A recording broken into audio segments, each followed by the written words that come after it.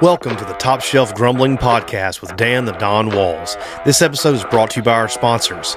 Lawn Hub for all your lawn care needs. Price Cutter, the best meat in town, Hales State. Russell Motors, go see Austin. He's got what you need. Butcher Block Restaurant, voted Best Biscuit and Best Breakfast 2025. Available wherever you get your podcasts, coming to you from the Wilder Fitness Studio. Presenting a Where You Media production, this is Top Shelf Grumbling. All right, guys, we're back here with the Top Shelf Grumbling podcast. We're on our mobile studio here. We got the Wilder Fitness Studio, traveled all the way here to Oxford to come hang out. The great David Johnson. David Johnson here at Ole Miss 365. We're going to let him talk a little bit about his new website. We're going to get him to talk a little spring ball, I guess, too, as well. David, you want to give us a little insight there on 365? Yeah, well, Ole Miss 365, if you're watching this, hopefully you're watching this through the Ole Miss 365.com site. Top Shelf Grumbling, you guys have been a fantastic addition, as I was telling you guys off the air. And all our other podcasters love your show. They've told me. I mean, like Steve Willis, and I mean, Steven has a great show. Yeah. He does. Great insight. Breaks a lot of news, is never shy of an opinion. Yeah, absolutely. You know, he was like, man, I love listening to these guys. Jason Watkins, the same way. Yeah. Jason, of course, hosts the SEC Gauntlet He show. messages me all the time. He's like, good job, guys. Yeah. Keep it up. Oh, yeah. He Give loves advice, you know. It's nice when you just we care. You know, we love sports. We love to talk about it. And like you said, we're just kind of hanging out and kind of rapping on stuff and giving our opinions and stuff. Not that they're expert opinions or anything, but sometimes you need a lay person's look at some stuff as well too. Yeah, and look, Ole Miss 365. The first couple of months, minus Ice Storm Fern or whatever you want to call it. Where they came up with that name at, I don't know. Fern. Fern Gully. Somebody from California called it Fern. It should have been called like Ivan or something terrible. Hager or something, but Igor. Igor, Frankenstein. But we're off to a great start, and we wouldn't be without all of you, which we very much appreciate. You know, our goal is to give you everything. We want to give you everything through not only the written word, but also through various voices. Yeah. And we were just talking about the range of personalities we have on with our podcast lineup. Yeah, absolutely. You know, from you guys to Stephen Willis to Sean Holliday to myself and Mike Fitzsimmons. Yeah. You know, we're just super excited about that. But we went with 365 for one reason, for a couple of reasons, actually. One being that we don't ever take a day off, okay? Yeah. Ole Miss Sports News doesn't take a day off. Nope. If you're on a site one day and nothing's up, you're on the wrong site. Yeah. Because the Rebels are always doing something, either in the playing arena or in the recruiting arena or in the coaching arena, the transfer arena. And so we want to cover all of that, and we do, but we also want to give a voice to sports that you don't necessarily find on 24/7 or on 3. Yeah.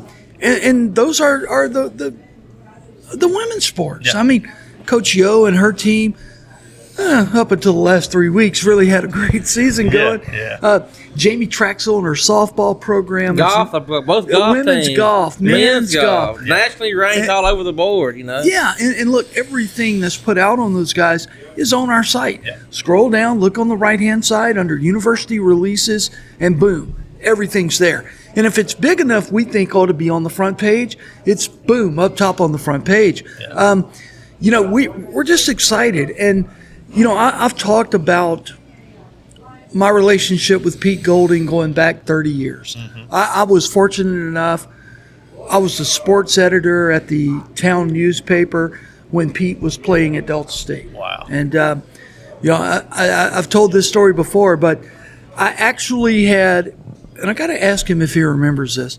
I actually had Pete Golding in my office without a shirt on one day when he was about 20 years old. Yeah, but listen. Yeah, well, no, not that way. But Pete was going to be on the cover of our magazine, which he was. And I had this girl, and she shall remain nameless, that worked for me, was kind of like my number two. And she came up with the idea of, we need to put Pete Golding on the cover of our magazine without a shirt on. And I'm like, what do you mean without a shirt on? Definitely remain nameless now. Yeah. And so she finally decides, okay, let's put him in the helmet with the eye black, but with no shirt on. Look, I'm doing. Sell like hotcakes. I'm doing 50,000 things. So we call Pete. We get him to come up to the office, and here's this girl. She's kind of in charge of the photo shoot and everything, and she's walking in there. He doesn't have a shirt on, right? I was like, yeah, they don't have a shirt on. It's good. No shirt. He's in skins. Okay. So anyway, and look, I got to tell you, Pete obviously looked a lot more GQ back then than now. He slammed up a little bit now too. He has. Absolutely. But I don't know. I guess that next question is Monjero or Ozempic or what are we doing there? But he was 20 as well too. That helped out. Yeah. And look, by my standards, Pete looks GQ today. Absolutely, Okay, absolutely. But the PR department has done a great job of giving a hair trim. Well, there you go. And a shave, maybe. And don't think for nothing that at some point this summer, Pete's going to get a call from the sports information office, and they're going to be like, "Hey, Pete, could you come over and or can we come over and see you?" And Pete's going to say yeah, and he's going to get a talking to about every other word during press conferences, being I guess I could say damn or shit or whatever. But man, that's just Pete. Pete's He's Pete. a ball coach, man. He is a ball coach. You are exactly right. But it's a breath of fresh air. You don't have to worry about no. It is. It definitely is. I feel like everything he says is above board as well too. Like he means what he says. He's not. There's not a manipulative. We've gone through even when you're your own troll, it's still a little off-putting sometimes. But I feel like what he says is what he means, and it's not a troll. Yeah. There's not a lot of undertones and all that stuff. He definitely didn't pick that up from the previous regime. Yeah, and he was when my son Eli was a recruit. Pete was down on the Southern Miss staff as their defensive coordinator, and of course, Eli was an offensive lineman. Yeah, this is not Diego Pounds right here. This is the other 61.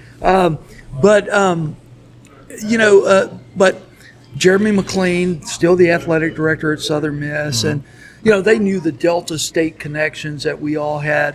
So Pete got involved in Eli's recruitment down there. So, got to kind of rekindle my relationship with him. He was also an assistant for Ron Roberts, who is currently the defensive coordinator at Arkansas. Oh, yeah. And Ron and I, this is a whole different story, but Ron and I coached Little League Baseball together for a couple of years, and when he was the head coach at Delta State.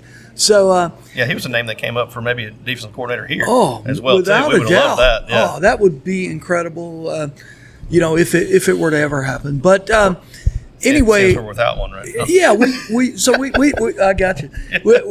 We've got all those ties to Pete, but my little girl is in the same grade with his son Bentley at Regent School of Oxford. My wife is a first grade teacher out there, so I think she's got another one of his children in her class, and it's just kind of it's a small world in Oxford, Mississippi. But it sure is. Getting back to 365, I mean, we're local people, and we're going to Ole Miss fans. Yeah. Oh, both of my older kids. Look, I'm a Delta State product, but Eli and his sister Sydney both graduated from Ole Miss. Yeah. Tori will be out there one day, and hopefully she'll graduate as well. She's my 11-year-old. But, guys, we're local people covering the local team with local sources. Yeah. That's the biggest thing. Absolutely. That we are at OleMiss365.com. And, a different sport every day. Multiple sports every day. Multiple sports, yeah. The one thing that I want to say here is we're only as good as our people, and you guys are great people, and man, when you guys approached us about coming on this site, and Who would have thought? Oh man. I'm telling you. It goes to show you, just go out and you ask people. All I can say is no. So, you go out there and do some stuff, whatever it is. The worst answer you're going to get is no. And, that's the bottom line. Yeah. And that's something somebody told me a long time ago. Glad you brought that up. That's the worst that's going to happen. Yeah, exactly. Is no. Thank you. Yeah, Thank absolutely. you for all the listeners, readers, everything. And look, we've got big plans coming. Getting better and better and better and better. Yeah. And they're not that far away. We're going to have some major announcements coming soon. Really doesn't affect our Ole Miss family, but it's going to affect some people in other parts of the country. Absolutely. Big for the brand. Yeah, big for the brand. Big I for love the brand. it. I like that. Yeah, we're all about big brands. And, speaking of brands, how about this Ole Miss brand? I moved to Oxford 16 years ago. Yeah. Hey, speaking of getting better and better and better and better. As Joe Judge did in the Trinidad Chambliss trial. That was a master class, by the way. Look, the gap is right here from where the brand used to be to where it is now. Oh, yeah. I mean, it's unbelievable. Now, he was using that to describe the gap between Mississippi State and Ole Miss now and how back in the – And he was a state guy on the other side of it. He was a state alum. Mm-hmm. But that's just the truth. Part of a lot of truths Joe Judge spoke at the Chambliss hearing. But and isn't it great the NCAA has a show cause from That's that? amazing. I love it. That's amazing. They had to tell him to slow down and stop talking We so heard fast the as well, judge too. that day. He said, I ain't decided yet. He said, I may put a Contempt of injunction on court. this, contempt of court. Disbarred. And of course, about 2 days later, that the order came out, and I got a good chuckle out of it. But I love the terminology show cause. Yeah, exactly. They love it. No, the man. NCAA loves to throw that term around. They got their own show calls. They definitely do. Listen. Okay, we've talked enough. Let's move on, guys. Spring football. March 23rd. Right around the corner. The Ole Miss Rebels are going to hit the practice field. They've been doing things every day, obviously, kind of NFL OTA style, if you will. Yeah, I've seen some kind of Well, somebody said that Pete and Lane were kind of similar of how they handle spring ball. I don't know if that's true or not, but I guess we'll find out here soon enough. Pete's going to always put his Peteness on everything, Peteness, I like that. which is good. Absolutely. I think, Trademark that. that's definitely good. But March 23rd, man, that's right around the corner. And it's kind of funny because, this will be my 17th Ole Miss spring practice I've covered in a row. Mm-hmm. The feeling is a lot different. It is. And it's strange. It's uncharted waters. That's what I told him. I said, even this whole past year, I went to the Grove when they were allowed station wagons in the Grove. That's how long we've been fans of this. Hey, university. this guy just turned 40, by the way. Yeah, happy birthday. Happy birthday. Happy birthday. If I'm a little under the weather, I apologize because we had a large time. But yeah, no, I've been around for a long time. But the meteoric rise that we've had in the past few years, give Lane his credit where it's due. He brought the people in. He was smart enough to bring. But it wasn't just him. It wasn't even either. him, but the university took the opportunity when he was here to capitalize on all that. So Keith Carter, masterclass in making sure that Walker everything Jones, was set in place. Infrastructure was here. Grew all that stuff. Grew the NIL. Walker Jones. All those things were aside from the previous regime, and also hired Pete Golding as the defensive coordinator, which drastically improved his record here. By the way, we didn't talk about that, but yeah, spring ball. Yeah, nobody ever talks about that Lane's record pre-Pete Golding versus Lane's record after he hired Pete is a lot better than it was. Well, and we've had spring ball before, where we've had a Heisman contender on the roster. What about two? Yeah, exactly. That's my point. We've had Deuce McAllister. Mm-hmm. They promoted him for the Heisman, and rightfully so. Eli Manning, of course. Yep. But Trinidad Chambliss and Kewan Lacey both. Yeah. And I would lay odds on Trinidad really being the national favorite. Now, whether or not that'll get the traction it deserves, I think he is. I mean, well, we're not going to give Kewan 200 carries like he had last year. We're gonna spread that around a little bit. We got some more talent, so I think for his NFL future and for the rest, he's gonna get his yards, but I don't know if he'll have the same 1,500 1,600 yard season he had last year, which he may surprise us all. But I agree with you. Trinidad's probably going to be the front runner for that, and who Ole Miss will probably go to bat for. Well, I think the numbers will have to bear themselves out. Yeah. But I will say this, and this is just a theory. I don't think Lane Kiffin liked for his players to still in get his a lot spotlight. of to edge into his spotlight. Man. And Pete's not that kind of guy. And Pete's going to be as far away from that spotlight as he can get, I feel like. Oh, yeah. And look, to the Sports Information Office, to Kyle Campbell, Brad Sheffield, you guys need to go sit down with Langston Rogers. Yeah. Legendary Ole Miss SID. Oh, yeah. Absolutely. Langston coached me in Little League Baseball. Can you believe that? No. Yeah, I was his catcher. How small is this world we're in? It is a small world. He was the SID at Delta State back when Lucy Harris and Margaret Wade were dominating the world of women's college basketball. Yep. And Langston catapulted himself to the SID job at Ole Miss, which he did incredibly so. Mm-hmm. But they need to go sit down with Langston Rogers and ask him, what do we need to do to promote Trinidad Chambliss and Kewan Lacey for the Heisman Trophy? Because I remember back in that day, I was a sports editor at a little small-town Mississippi newspaper, but I remember getting stuff out of the mail, like Deuce for Heisman bumper stickers. I had one. I had about 40 of them. You didn't have one, unless you were a Mississippi State guy. But they need to be proactive with that this year. And I know they don't think they have to with social media and ESPN and the juggernaut is turned into. They need to be out there. They need to promote both of these guys for the program's sake, for the school's sake.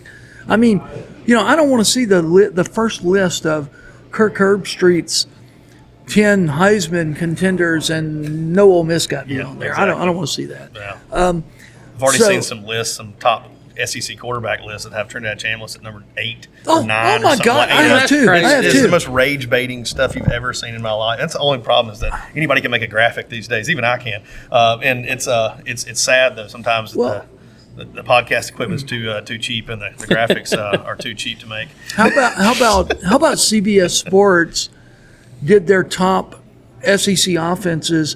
And they put LSU in front of Ole Miss. In front of Ole Miss. Who does that? It's all about money. I mean, you've got to be an idiot I firmly agree. And we go back to what you're talking about, attaching all that to Lane Kiffin and Charlie Weiss as well too, and not putting it on the players. Those players have to still execute the plays. It doesn't matter. We've had incredible coaching before and did not execute the plays. So belittling them and saying that they don't have it, because every time you watch something, it's Trinidad Chambliss and Charlie Weiss's offense that made him good. I'm like, he won a D2 national championship with some guy I've never heard of. I don't know who Ferris State's offensive coordinator was. I'm still trying to figure out. Ferris State, I actually have a meeting with this guy tomorrow. Yeah. Ferris State's offensive coordinator is now the offensive coordinator at Mississippi Valley State. No way. And I'm going to Mississippi Valley in the morning to meet with their coaching staff about something else. And that's where he's at. Now you can tell us. I'm going to come back with a great story. Tell us all about it. I promise you I am.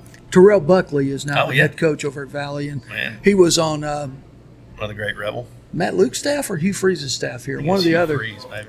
It was Freeze, I think. It may have been both, actually.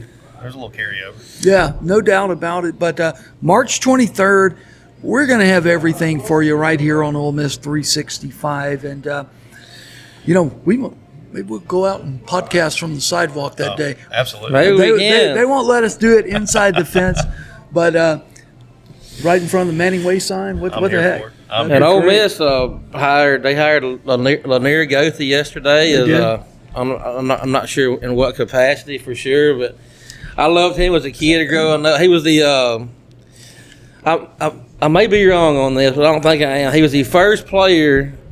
And when David Cutcliffe was hired, Lanier Goethe was the first player that he went to see because Tennessee was on him. Mm-hmm. And they were like slow playing. Tennessee was. He's like, I'm not going to slow. I want this guy.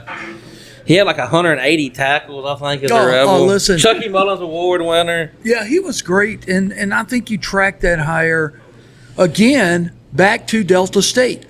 Who was he an assistant for at Delta State? Todd Cooley. Who did Pete bring in from Delta State to be his kind of personal assistant? Right-hand Todd man, Cooley. yeah. And look, Absolutely. I'll tell you this.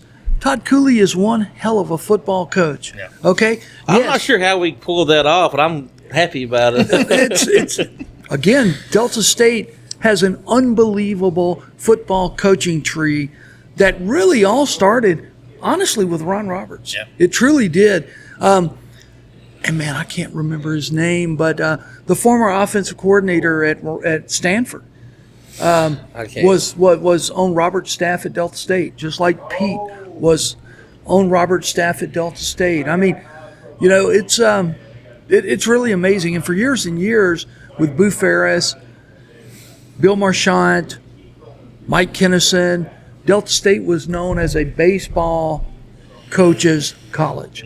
They had high school baseball coaches from Mississippi to Michigan, from New York to California, everywhere, because of those three great baseball coaches. Mike Kennison is the AD at Delta State now, and it's won a national championship at Delta State in baseball, D2, 2004, Montgomery, Alabama. I was there. I was there the whole week. And I was graduating high school. see, I was old. I got him by 14 years, No, 14 and a half years. You But can't tell. But anyway, yeah, man. I mean, what a great time to be a Rebel. And look, don't freak out when these national polls start trickling out.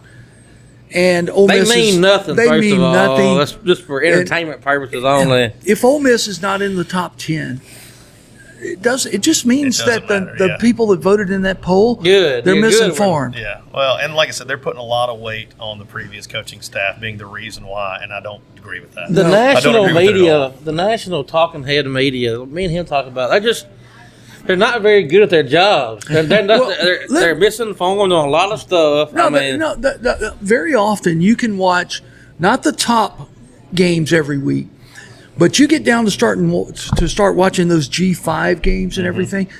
You can tell those announcers game preparation was skimming the internet. Yeah, 20 minutes beforehand, they're like, Yep. yeah, who's this? let me Google what AI oh this. my gosh, yeah. Yeah, for real. They And spend most of the time not talking about the game. no, you're right about that. But man, I mean, we're literally, look, it's March. Yeah, I mean, if you wanted to count it by weeks, we're weeks away, yeah, man. absolutely. We're Almost weeks there. away, and when Lane Kiffin and them come to town on September 26th, I think, isn't it the 26th? The 19th, or 19th it's in September sometime. It's early September, Yeah, I think mid it's the 19th September. or something like that. And why that game's not in October around Halloween, I'll never know. But Well, it's because now the SEC has 9 games to play. 42 Yeah. teams, 9 games. I mean, it's kind of getting crazy. We are moving towards an SEC Big Ten. We're going to Yeah. tell everybody what to do. That's kind of dominance, happening now. We're going to tell everyone what to do, and if you don't like it, yeah. go. I saw where Josh Heupel came out saying he was in support of the 2014 24 play. team. And of course, everybody was like, no shit, of course, because we got 9 SEC games that we've got to play. and your job hinges on making the on playoffs. making the playoffs you know. every year. So, of course, you would like more teams in there. That seems to be, Okay. So how many teams do we have? 16 right now? no, it's 12 right now. No. Oh, you're talking about, I think, the playoff. No, Sorry. the SEC. Yeah, SEC. 16, yeah. 16 teams. Okay, optimal number. Let's say they go to 20, because I can see the Big Ten going to 20. Only makes sense, right? Big Ten. Well, they 20, want to go to what- 24, right? Well, okay. Big If Ten, I they, think Big Ten came out and said they want a Who- bigger one. who would be the top candidates to join the SEC? And don't answer this until you tabulate. Well, how would Florida feel about Miami or Florida State coming in to the absolutely. SEC? How would South Carolina feel about Clemson coming into the SEC? Or North Carolina, any of the Carolina teams, they wouldn't like look, it. We remember how Ross Bjork and Texas A&M felt about Texas coming into the SEC. Oh, yeah. So bad he left. Ross was caught dead-footed. Ross was caught dead-footed in Birmingham at the SEC Media Day event, and somebody asked him, Ross, what do you think about Texas coming into the SEC? I specifically remember him going, what are you talking about? Had no Texas idea. is not coming into the SEC. Oh, yeah, they are. Nobody asked him. Head buried in the sand. And so who do you think? Who do y'all think would be your top 4 candidates to to win the lottery and come into the gravy This is kind train. of it would be out there, but I think Notre Dame is going to join one of these conferences. No. You don't think that? No. The SEC. You're saying no? I'm saying no. The SEC pushed the envelope by bringing in the blueberry tea drinking Missouri Tigers That was a bad idea. into this conference. They are not going to go to Indiana and bring in Notre Do Dame. that again. They're not going to go. They're not going to go back up north again. That's not going to happen. it'll be markets versus teams, and instead of it would be speaking of Houston, we were talking about Houston off earlier as well. Houston might be a good team for a market wise. Memphis might be a good team market wise. I know it's not the same, but I think they would go towards people who can. I'm not provide sure how fans they're and going money to want to do that. I don't know. other than good football teams. Money is it's how all they're going to money. do it. Yeah, exactly. Yeah, of course. Yeah, that's and, right. and here's what I would say. Not that anybody's asking me, but the number one team I think that would be on the SEC's list is the University of Virginia. Yeah. Why? I was going to say that. I Because always thought they were there. they bring them School and everything, you know. the Confederacy, all that good stuff is still it's very steeped in the state of Virginia. Not that matters, but what I'm saying is that Virginia is in Charlottesville, which is very much has the feel of Absolutely. an SEC Yeah. town and culture, but the TV market that you capture with it is your brain goes to Richmond. Yeah. Nah, Richmond's a good ways away from there. Washington D.C. I was going to say That's what you forget get. how close it is. Yeah. Virginia is. And right they there to- kicked around, talked about taking Virginia this last time, I think. And The look, SEC. and I look, would love Virginia to come in. Like Well- you said, it would fit right in culture-wise. and the SEC's footprint is not in Virginia right now. I was going to say there's no West Virginia or Virginia, but I mean West Virginia looks like they're heading in the other direction. Yeah, I would think so. Have you guys ever been to Charlottesville? I have not. Oh my I've been God! up through there to Virginia and all that, up that part of the world, but I've never been like to Charlottesville. My family and I were driving to D.C. a few years back, and when we got to Charlottesville, actually we didn't even have to go to Charlottesville, but I wanted to go to Charlottesville. When we got there, I found this back road to take us to D.C. because Heck it's yeah. like it's less than 100 miles. Oh yeah.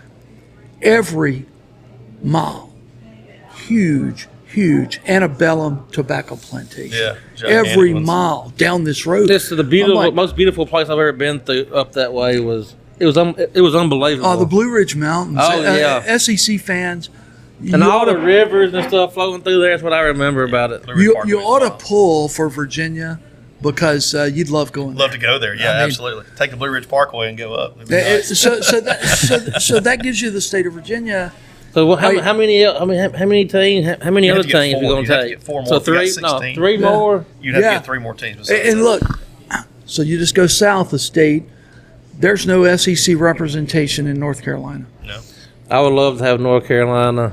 And the problem you run into, and the other thing about Virginia, nobody in the SEC would be afraid to play them. Yeah. There's nobody going to And go. football no, for It'd sure. be lucrative for Virginia, so it would make It would. sense on both sides. It would. North Carolina, a little bit different. There's a Division I ACC school every 10 miles in that state. Yeah, there is. And Duke's only like 5 miles away, right, or something like that. Duke and NC State are in the same town, Raleigh, Yeah. Durham. I mean, so I'll go back to my Eli recruiting trip. When David Cutcliffe offered him at Duke, we drove to Duke, to go on a visit. And we're going there on a visit, and all of a sudden our phone starts blowing up from the NC State staff. Hey, you're going to be right here in town, man. I You got to see come you're over. in the area. We knew he wasn't going to NC State, so we went to Duke. Great place. Felt like I was in Harry Potter world.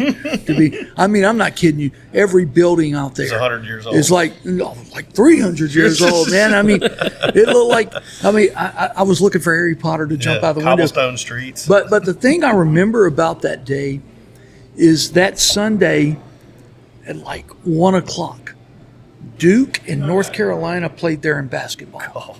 That Saturday, and look, this was like in January. Man, that Saturday, it was probably 15 degrees outside. But outside what do they call that Cameron place Indoor? there? Cameron Indoor. Yep. Yep.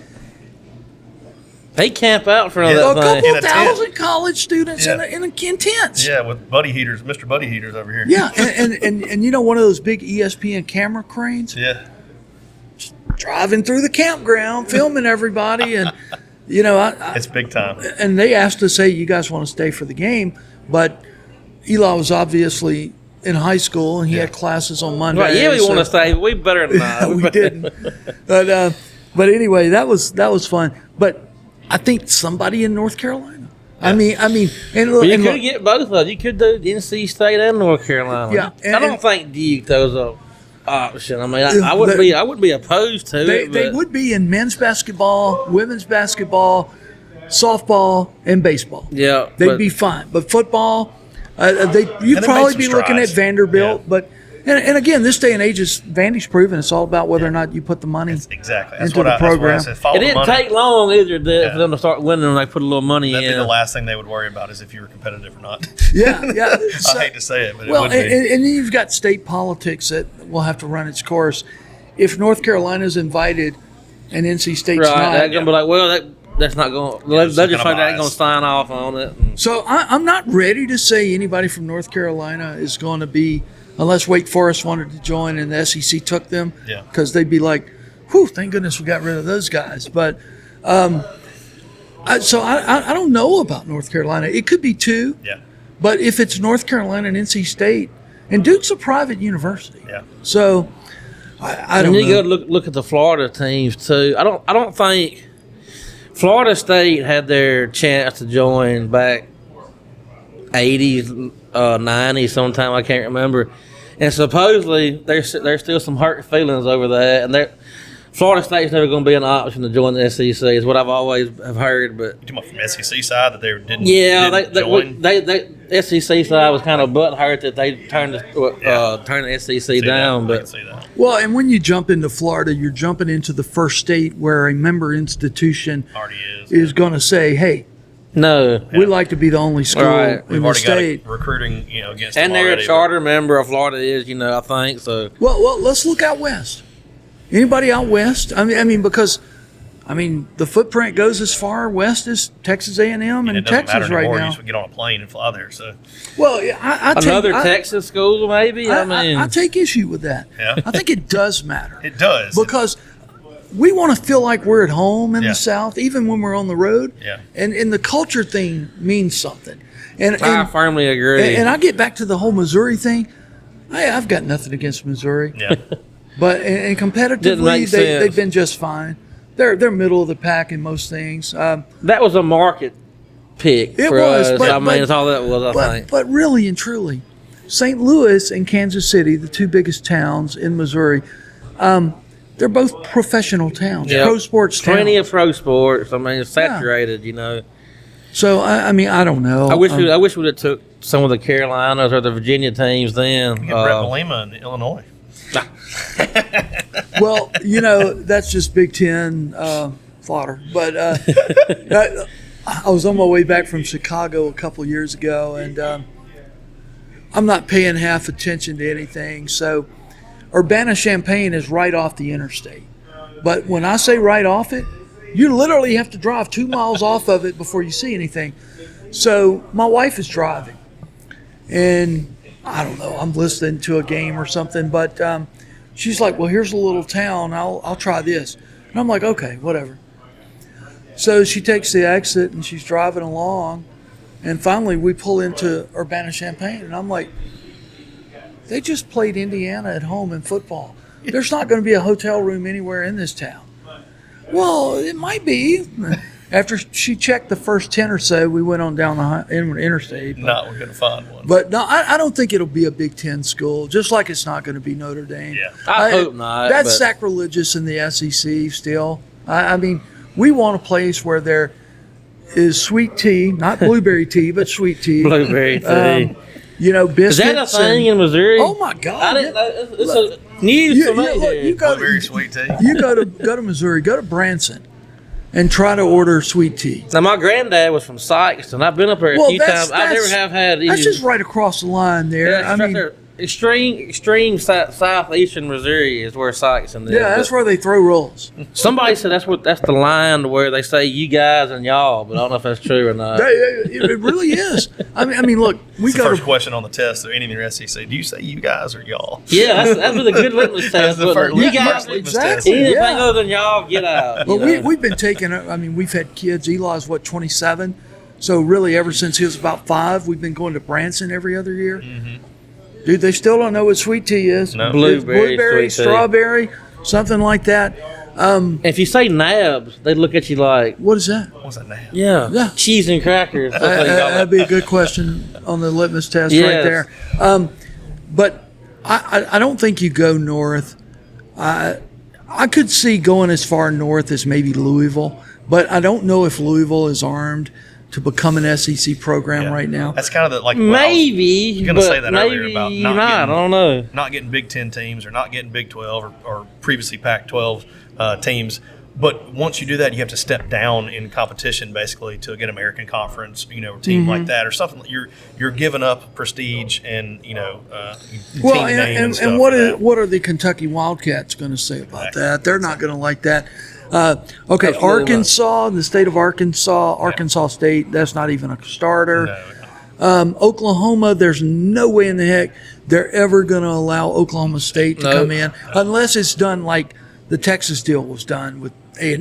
Didn't they try? I think they tried. Oklahoma State tried to latch themselves on to that and say, "Look, y'all can't go without us." They did. They fought it out. It didn't. It didn't pan out for them. And I wouldn't be opposed to Oklahoma State, really. I'm going to be honest with you, What but about like Arizona State?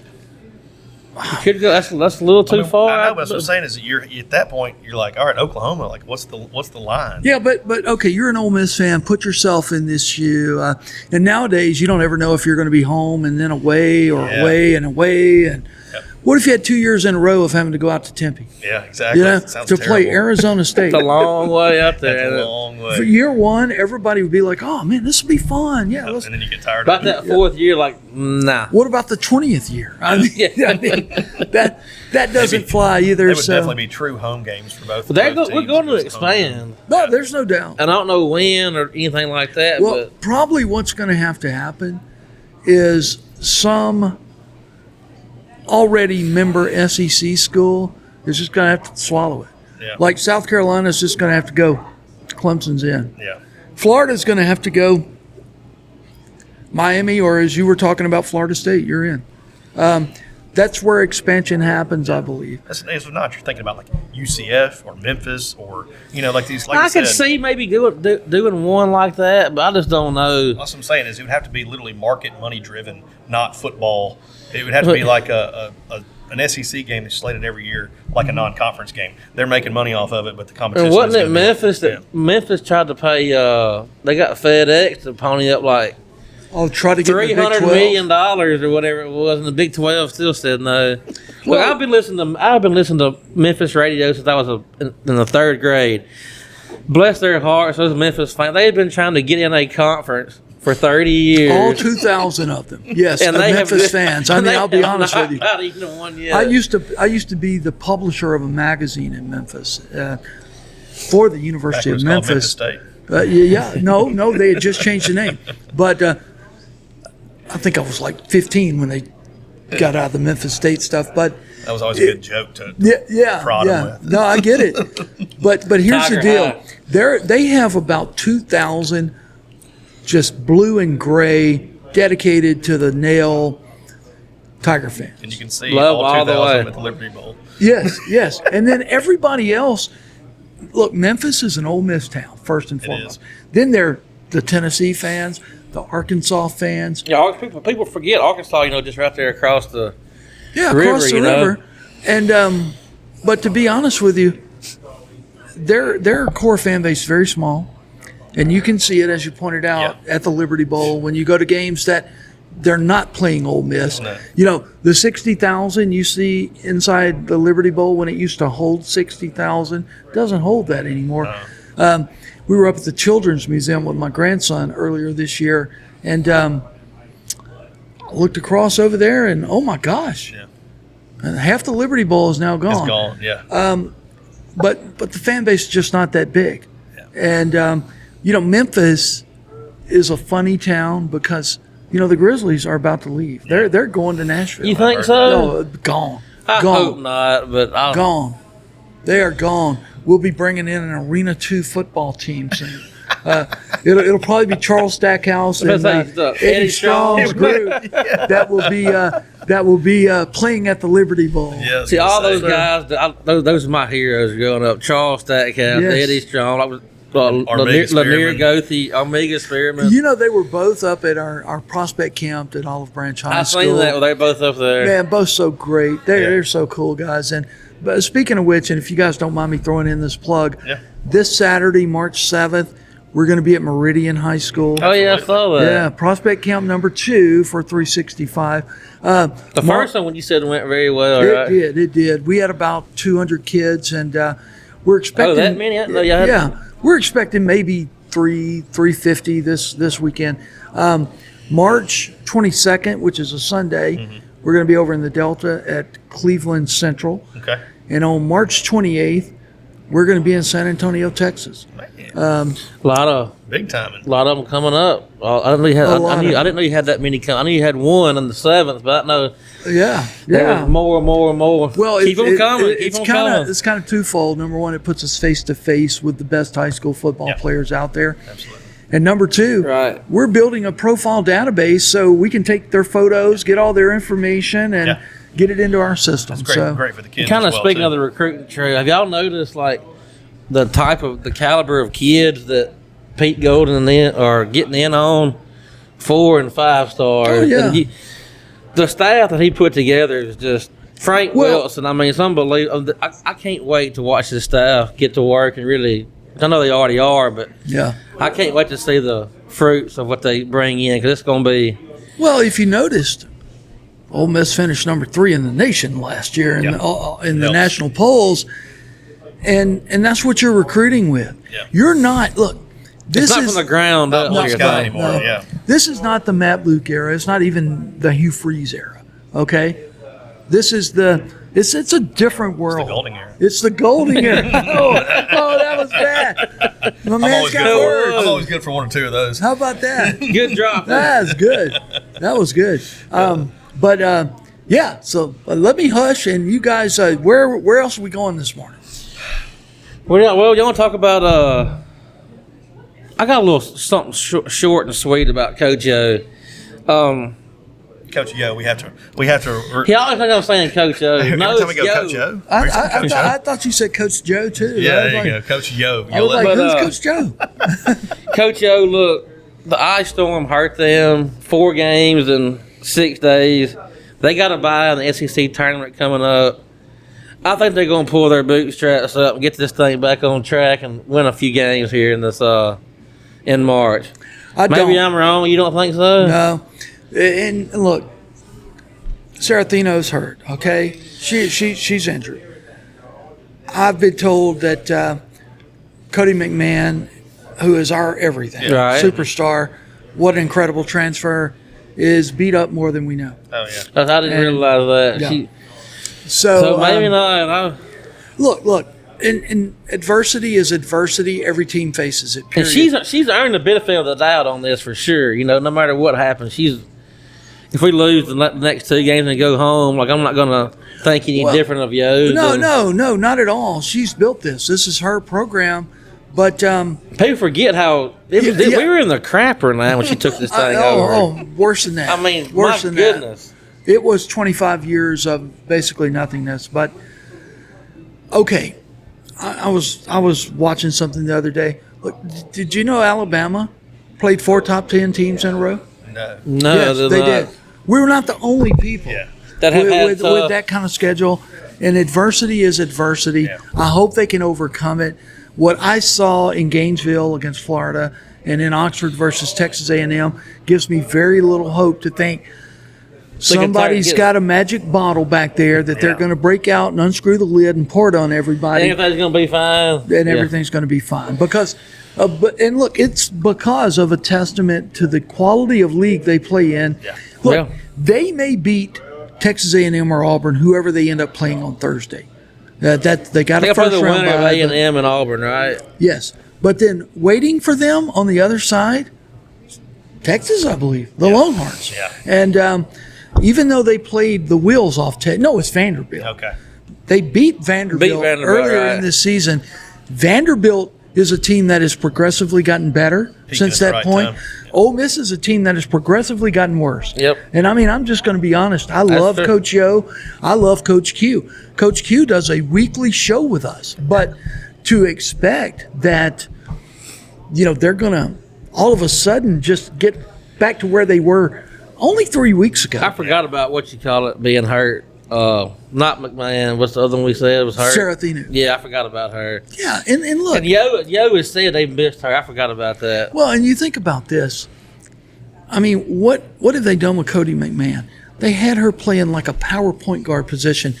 How many just taking times the ball down. up and down, and then ended up getting beat up going to the basket? How much did that attribute to her rubber legs? And that may have been, what they had to do, but unfortunately, it was not a sustainable, thing to do. Every game we win, I'm going to be ecstatically happy. I'm just going to be honest with everyone. I don't expect this run to go much past the first round Thursday, and then NCAA tournament. Who knows? I mean, but if I'm them, and Cody McMahon is not 110%. I probably set her for the SEC tournament. You're in the NCAAs. You're not going to host. That's out of the window. When you went to Florida and lost, and then came home and laid an egg. I watched that whole game against Florida. That was hard to stomach. Oh man! And who would have thought it? Yeah. I mean, everybody's looking at this schedule, going, "Okay, we need to split these four, where you had Kentucky, Tennessee, LSU, and South Carolina, and then we're going to win against Florida and A&M, and then we're going to likely host." Yeah. Didn't happen that way. I was really wanting us to host. That was, I really was too. I mean, and that may be in the future for this program. Oh, I believe it will be. And I'm always thinking 2 or 3 steps ahead. But for a week after the Final Four concludes, the transfer portal opens. Mm-hmm. The only portal period in the whole entire calendar year, and you have 1 week. 1 week of people leaving rosters and putting their toe in the portal and going, no, I'm going to come back. And which happens a lot of times. Yeah, in 1 week of throwing your best offer out there to try to get in the best talent. So, my big question with the women's team is, how do you replace Cody McMahon? Yeah. We're going to find out very, very quickly who's willing to come in and replace her. I think she recruits pretty good. I think she'll find somebody. She does. And her national media presence. Yeah, absolutely. Stephen A. and all that. Bringing Stephen A. Smith down and showing him around. And, and like I said, changing the perception, the national perception of Oxford, of Ole Miss, of Mississippi in Stephen A. is an Ole Miss fan for life now. Yeah. Mm-hmm. And look, obviously he didn't know what the hell he was talking about when he mouthed off. Another national talking head didn't know what he's talking about. Yeah, but he's been here now. But I give him credit. I've always liked Stephen A. I don't always agree with him, of course, but I've always thought he was a good guy. But you know what he did? He got his butt on a plane. He came down here. Absolutely. Hired our compadre Sean Holiday to drive him to Oxford. Chauffeur. That's nice. And man, and that's probably Sean's next Players Lounge podcast. He's probably going to have Stephen A. back there. Man, but that's awesome. That's awesome. I'm not teasing anything. Breaking news. Yeah. Ole Miss 365. Stephen A. Smith is. But yeah, I mean, credit to him. Kudos to him. I appreciate him. I even like him more now after liking him and then hating him, and then all of a sudden I like him again. Full circle. But I think he likes us. Yeah. So that's a good deal. He said he's coming back for a football game in September. I wonder which one. There's a nice one. I said the Charlotte game. He's going to be back for the Charlotte. $4,000 for a ticket if you want it. And look, I know we got to hurry, but can you guys imagine what Oxford, Mississippi is going to be like the week LSU is coming to town? It'll be like old times when you start seeing the buses come in on Tuesdays and Wednesdays. The people just setting up in different camping areas. And good luck getting a ticket, buddy. That's all I'm going to say. Where we're going to podcast from? It'll be like, oh my gosh. I don't know. I don't know. Maybe from a hot air balloon. Lane and LSU may be even scared to stay in Oxford. He may. Definitely. Boys, we're going to bus up the Saturday of. Make them go stay in Memphis. Well, They can that's drive down. likely where they're going to stay because they're not safe in Tupelo. And I don't mean that to aggravate the situation. The Hilton Garden Inn. So look. I used to work at the restaurant right next to the Hilton Garden Inn. And funny story, one time Chris Kiffin came in, and they'd stay there, on the Friday nights, and I was managing. So they would come in, the coaches would come in late night and have a few cocktails. And, man, Chris was in there running his mouth, saying some awful things. And I thought, you got to be like, all these kids are over here trying to sleep. You finna get up and go play, and you're over here at the bar hanging out. But, yeah, that place is definitely gone downhill. I've always liked Chris. Chris is nothing like Lane. Let me say that. I've covered Chris when he was an assistant for Hugh Freeze. Then, obviously, he came back to work for Lane. Chris is, to me, a good dude, a dude you can relate to. I could never really relate with Lane. Oh, my God. I remember Nobody can. I remember the conversation. If you're not a small child, so. The conversation Lane and I had when my son transferred. I've always wanted to hear the story. Oh my God. Okay, so I'll tell it, bro. Let's have it. well, Lane was like, I could tell by his body language What he's finna what say. he was fixing to do. And he didn't tell Lane. He told Mike Clements, who was the O-line coach. And, what they did, that was the year I had COVID. And Eli had elbow surgery. And it was in his snapping hand. Well, and then he also had wrist surgery to repair the broken ulnar bone in his wrist. His hand was totally numb. He couldn't feel the ball. Yeah. So That's kind of important for a center, think. At first, Eli decided, I'm going to retire. He actually did. Yeah. He was like, I don't have any feeling. I can't snap the ball. So he retired. So that's what he hit him with. And they understood it because he tore his left ACL in high school. On his very first collegiate play, he tore his right ACL against Tennessee Martin as a redshirt freshman. Yeah. First play of the game, boom, there went the other one. So 2 torn ACLs. Matt Luke was the head coach by that time. And I remember talking to Matt, and honestly, I could see it in his eyes. He thought Eli's career was over. Yeah. And I was like, Matt, I know you've coached a lot of kids, but you've never coached my kid. He will come back and he will start. And he did. He came back and he started every game of the 2019 season. But honestly, he just didn't like Lane. Yeah. I mean, that was it. And look, I'm not going to say he didn't like him, but he didn't like the way the program was Yeah. turned. Running thing, yeah. Yeah, it went from Sunday school to X-rated theater, just like that, like overnight. And he had the injuries and all that, but he honestly thought he was going to retire, and so he did.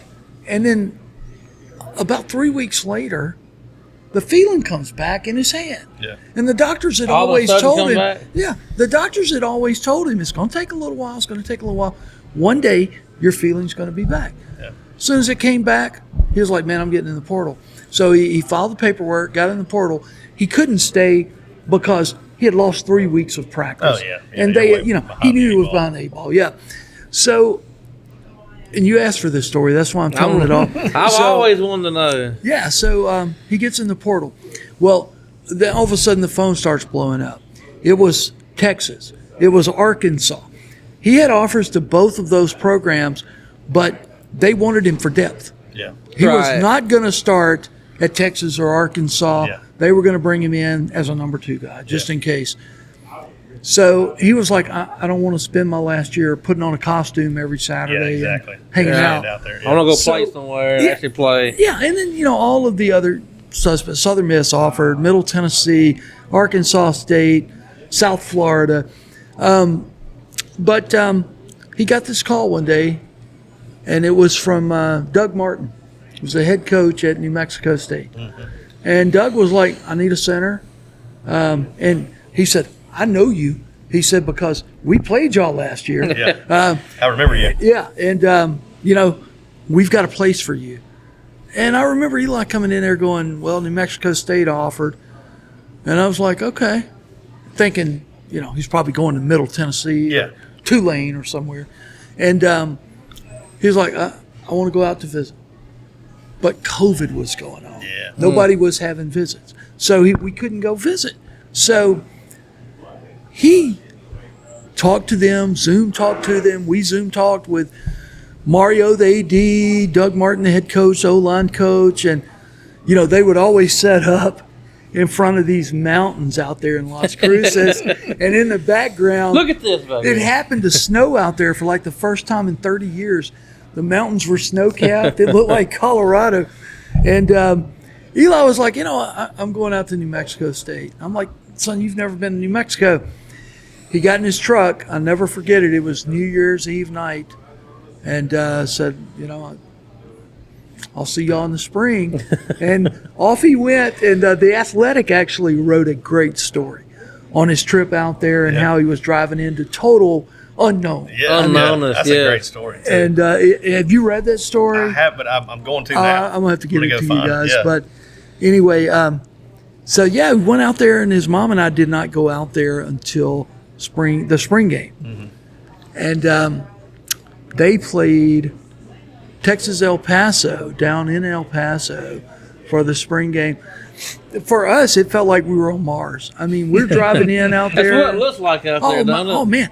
Look, we were driving in, and all of a sudden we're in the mountains. We finally leave Texas, and you're about an hour into New Mexico, and you get into the mountains of southern New Mexico.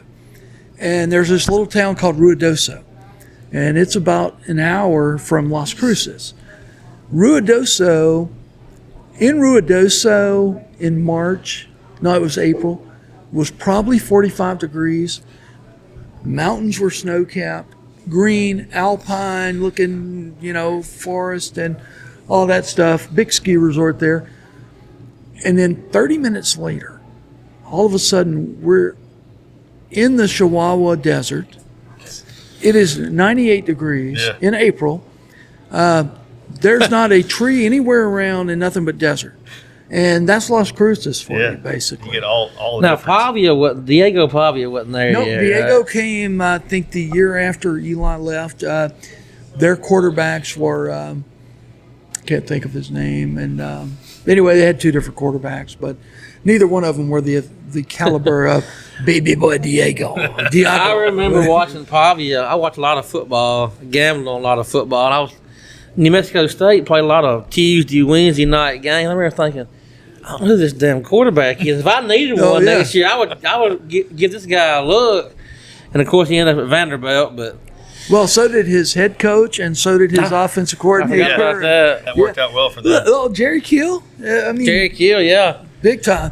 And Eli interviewed with Kill to join his New Mexico State staff, but Kill had offered him like a recruiting job.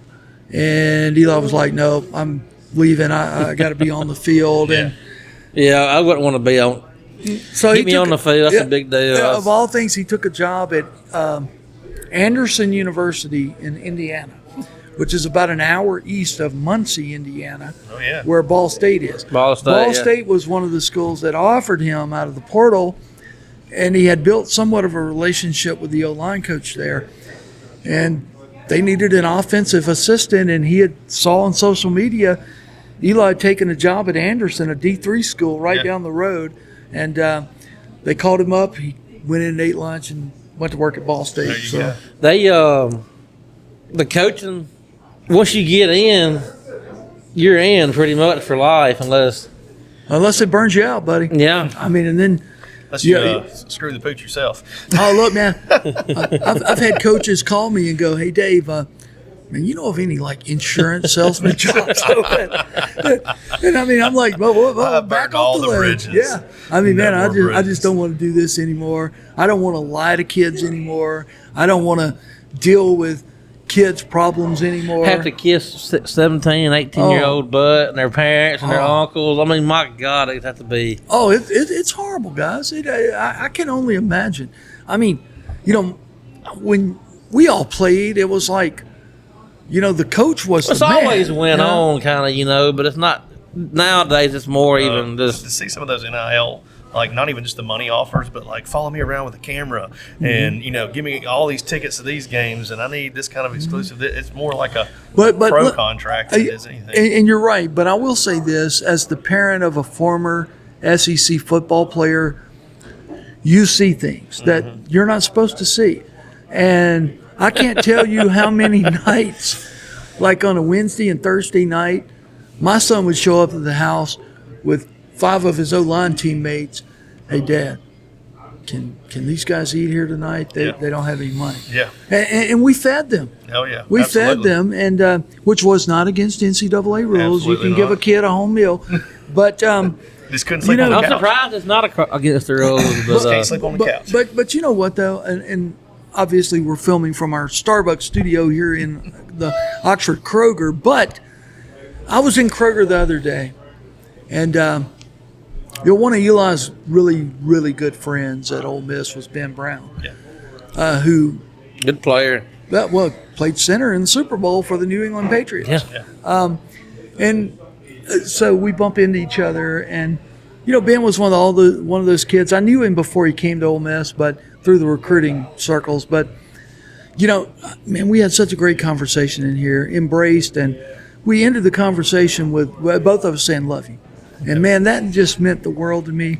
And The relationships and all this stuff, man, it's got to be. I mean, When you know everybody. yeah, Seems but, like. but like Royce Newman, I mean, I can't tell you how many times I've called Royce's cell phone at 2:00 in the morning trying to find Eli. Yeah. And he would always answer. Gabe Angel, who played tight end on this team, he and Eli were very tight. And Forgot about him. a real quick funny story about Gabe. So, home games everybody can dress. Road games there's a specific number of people. So Ole Miss is playing, I think, Arkansas at home one day, and Gabe's supposed to be there dressed. And the tight ends coach was Maurice Harris. This was their freshman year. So Freeze was still the head coach. So Maurice is out there with his tight end group before the game. He's looking around, and he's like, Where's Gabe? Where's Gabe? He's like, where's Gabe? And anyway, Maurice knew Gabe and Eli were tight. So Maurice is like, hey, Eli, where's Gabe? Where the hell's Gabe at? Eli's like, I don't know, Coach. I don't know. And Maurice ends up calling Gabe. Gabe answers the phone call. He's like, where you at? He's like, I knew I wasn't going to play, so I didn't come. And look, Gabe was home. And Bring it, yeah. I love Gabe. No, he just didn't come. Maurice just hung the phone up. Gabe was at home drunk, sitting there getting ready to watch the Rebels and Razorbacks Just play like ball. just like I'd be there. He's like, the hell with it. I'm not Sit on the sideline. Yeah, I'm not Absolutely playing. not. I'm not going to go. Did he get in trouble? I don't know what happened, but he ended up transferring. I can tell you that he transferred up to Western Illinois. Western Yeah. Illinois. Yeah, but he's got 2 wonderful children now, beautiful wife, and they're doing good up in Tennessee. So, Well, good deal. but see that's what I'm talking about. I mean, you stay in touch with everybody. Relationships. It's so awesome. The people make everywhere. Wherever you go, There you go. people are going to be making it for sure. There you go. Well, guys, y'all got anything else today? I was going to kind of talk a little bit of what y'all thought about the softball and baseball, if y'all got time, you think? Absolutely. Yeah, I will say I love how you guys do the kill of the week. That's one of the most awesome things. We hadn't done one in a while. Season's over with. We're going to start doing catch of the week now. Yes, since that'd it's be fishing something. season. If you'll allow me, I'd love to do player of the week real quick when you talk about baseball and Absolutely. softball. This is a softball player. Yeah, absolutely. First baseman, This Percy is your Lamas. wheelhouse. Softball's your wheelhouse. I right love, there. I And love look, the game of softball. I didn't start watching it till a year or two ago. This is one of the best watches. It's up pace. It's intense. I love it. It's short. Yeah. I mean, you're not there. It's not a there. 5-hour investment No. at a baseball game. Yep. It moves. But Percy Lamas, the first base, and That's who I got wrote down right I there. need to say it correctly, Yamas. Yamas. Okay. In redneck English, it's Lamas, but Batting 430 on the year and already has look, 20-something RBIs. I mean, man, listen, this girl, if she's not one of the best players in the country, and I encourage you to get out there and watch her, and they're playing. speaking of intense, by the way, I seen she likes to ham it up. And she's holler awesome. Listen, she has called this season. This is her. I asked her a couple weeks ago about the sophomore slump. Are you going to have a sophomore slump? And her and Mackenzie Pickens, both the second baseman, I asked them both. And both of them to immediately no. But Percy was like, no, Offensive. I've read. How dare you ask me that? Yeah, I've read the book Mamba by Kobe Bryant over the off season, and this is how I'm going to play my season. There you go. And man, she's attacking the ball like a king cobra, brother. You go. Spitting at the ball, spitting at the pitcher, biting the ball, Shaking the bat like this, just throw that ball. I was at the game. They beat Miami of Ohio in walk-off fashion. It was Percy with the walk-off double. I mean, she's like the Cody McMahon of softball. Yeah. Okay? Except, they can't beat her up and Moves bang the her needle. up. Yeah. Baseball, look, everything's okay. Everything's okay. The Baylor game got away from them a little bit over the weekend. Should have won that game. Could have, would have, should have, but.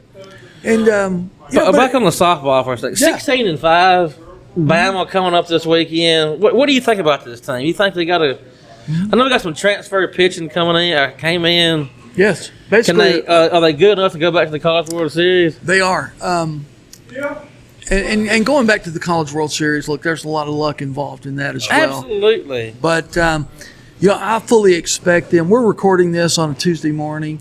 By the time the sun sets or the sun rises Wednesday, I expect that record to be 18-5. Yeah. And yes, I mean, the pitching they brought in is absolute. Not enough has been said about it. Okay, Kyra Aycock from Oklahoma State is one of the best pitchers in the nation. She's leading the nations in wins right now, right up there at the top. She's like 7-1. Emily Boyer. Okay. What was the D2 girl we had? She's the D2 girl. Okay. Okay, Emily, a little bit of a slower start. And a little She bit. hasn't been terrible. No, but- she's come on. Yeah. She has come on. Hope Jenkins, I really haven't seen enough of. She's the transfer from UConn. But yes, I mean, this is much like last year, except you had a couple of losses. Wachino transfers to Oklahoma, Yeah. and then Lopez is gone. But The bats seem to be good. I mean, so far, knock on wood, but 100%. Cassidy Reisner, who transferred in from Kentucky. was it the Kentucky transfer? Yeah. I don't know about. She's been stroking the ball. Oh, or she's what. playing shortstop like Cal Ripken Jr. I mean, I love it. I think oh my goodness, the transfer Osteen, Lisa Osteen from UCLA. She's going to come on. She's going to be a major factor. How about the freshman Maddie George?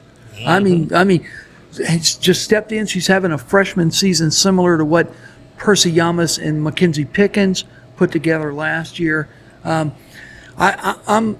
still all in on softball. This has been a Where You Media production. You can find us anywhere you get your podcast. If you're watching on YouTube, please like, share, and subscribe. Leave us a comment. What's your sentiment?